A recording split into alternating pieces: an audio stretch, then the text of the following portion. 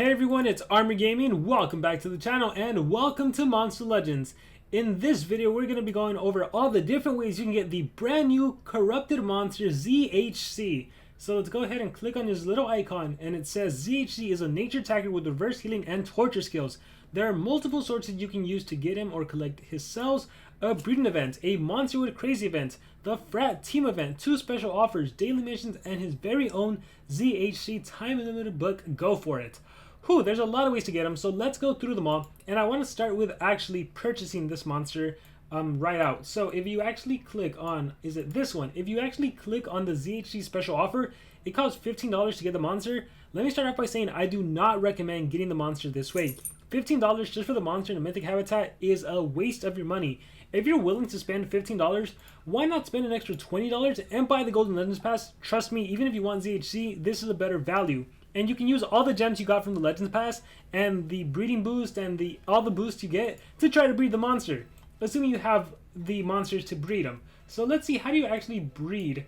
Or actually, before we go on to the breeding, let's talk about the frat events. So the frat events is an event where if you purchase gems, your whole team actually gets cells for the monster. So the cheapest you can buy is a couple of gems for $2. And oh, whoops, I almost bought it. Does that one give you anything? Here, let me click on some gems. Okay, some gems gives you 5. Couple of gems also gives you 5.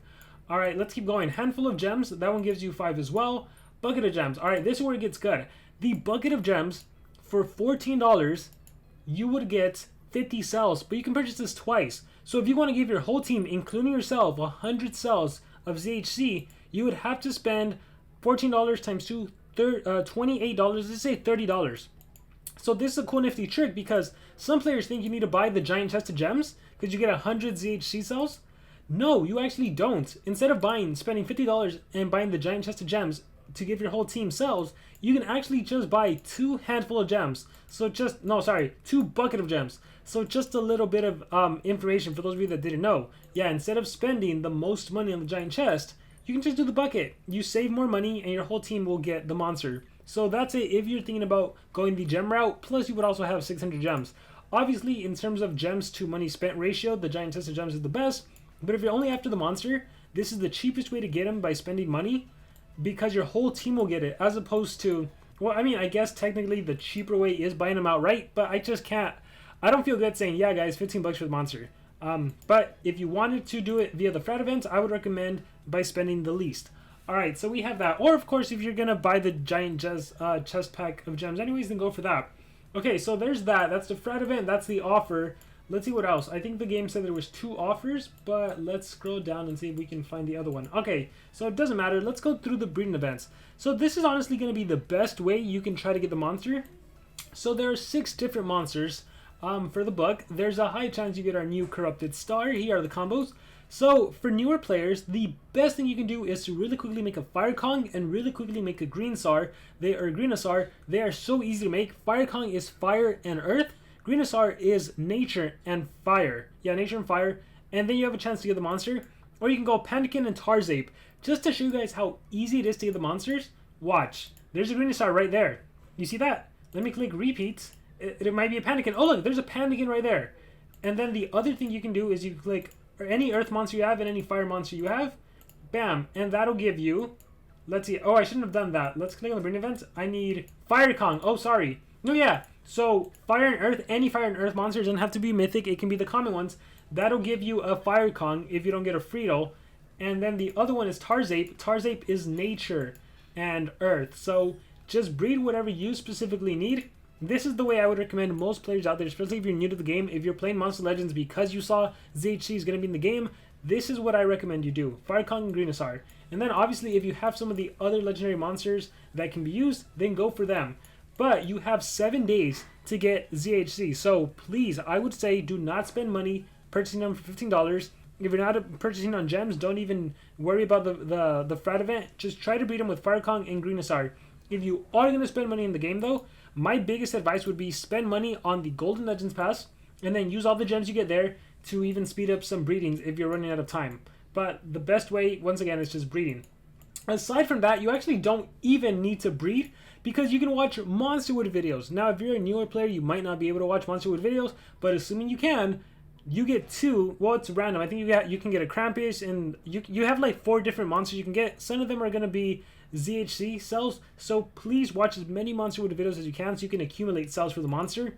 And aside from watching that, you can also go on the daily goals, and every single day you log in and complete your goals.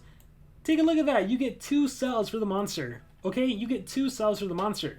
So who knows? Maybe by the end of the event, you end up with like 90 cells. If push comes to shove, maybe maybe you buy a $2 pack and you get an extra 5 cells or something like that. If it had to absolutely come down to that.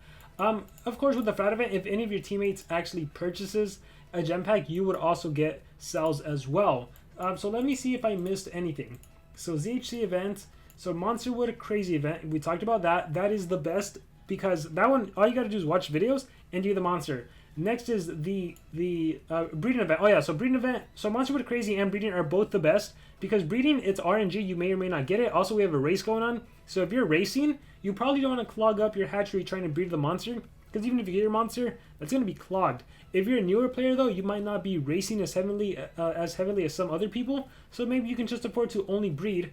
The Frat event, I already mentioned what's a good value, what's not a good value. 2 special offers, daily missions. We went over that. I didn't see the other special offer, but the daily mission we saw.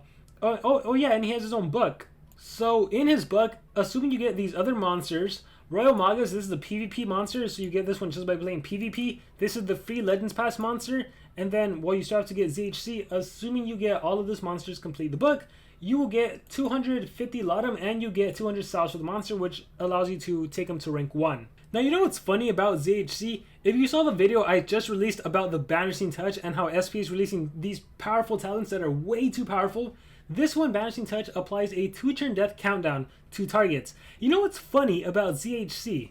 If you look at ZHC and you look at his rank 1 trait, he's actually immune to trigger death, which includes death countdown and immediate death. So funny enough, this brand new monster can actually counter the Banishing Touch. And so does the free-to-play monster as well. Check this out. The free-to-play pass monster, immune to trigger death. I just think that's funny that these 2 monsters, if they're in a team and you're battling someone that is relying on Banishing Touch, hey, 2 of your monsters are good to go. So I just thought that was funny, but now let me bring up the skill sheet for ZHC and let's see whether he's good or not good overall. So let's see. He has the Abomination and the Self-Control immunity, which is pretty good. He has moderate nature damage bleed, low nature damage poison to everyone spawnable, deals moderate nature damage to enemy supplies bleed, 30 damage when turn cooldown AoE, immune to control to itself, 1000 push-ups. Alright, not interested so far. Oh! Take a look at this skill. Surprise Challenge deals very heavy physical damage to one enemy, 60 damage, no cooldown, no stamina cost. That is impressive. I like that skill a lot. Surprise Challenge, everyone. We have Rainbow Star applies reverse healing, poison, bleed, nanovirus to one enemy. I've always been a fan of the reverse healing mechanic. Especially in a world where talents can heal so much life and relics can heal so much life, reverse healing is awesome. On top of that, you're applying dots to the enemy, or even against like a tank or a Megaton monster that has a healing skill. Ha! They're going to have dots on them, which takes away a percentage of their HP, and then if they try to heal, they're going to die. So that's pretty cool. Let's see, we have Artist Fury, deals moderate nature damage to all enemies, applies reverse healing to all enemies, and AoE reverse healing, that is pretty cool. And 99 hours left, deals moderate nature damage, applies poison to all enemies, and bleed to all enemies. So overall, let's see his trait. Trait I saw, let's see his relic. Sword and Armor, yeah, more attack oriented, I think attack and defense. Customized smash removes positive effects from all enemies, deals heavy nature damage, reverse healing, and bleed. That's a good ultimate. I like the monster. I don't think he's anything crazy, flashy, or anything, but I do like the monster. He can hit hard with that 60 damage spawnable attack, so if he gets hit with CDA, he doesn't have to worry about that. He can reverse healing the whole enemy team, which is a mechanic I personally really love to use. And then he has a powerful AoE skill, right? 35 damage. He applies a lot of dots. So I'm going to say I like the monster. I don't think he's anything too crazy, right? I think nowadays, unfortunately, every monster in terms of usability is going to be compared to OP Spectra. If you had to choose between ranking of this monster or Spec, you're going to go with Spec. But yeah, overall, I do like the monster. And again, trait-wise, at least Banishing Touch cannot kill this monster, whereas Banishing Touch can easily kill Spec. So hey, ZHC, you have that going for you. So I hope this video was helpful. Now you guys know how to get the monster. Now you know, based on the really quick analysis, what you think about him. I will hopefully be doing a video soon on this monster, so stay tuned for that. Thank you guys very much, and remember to subscribe.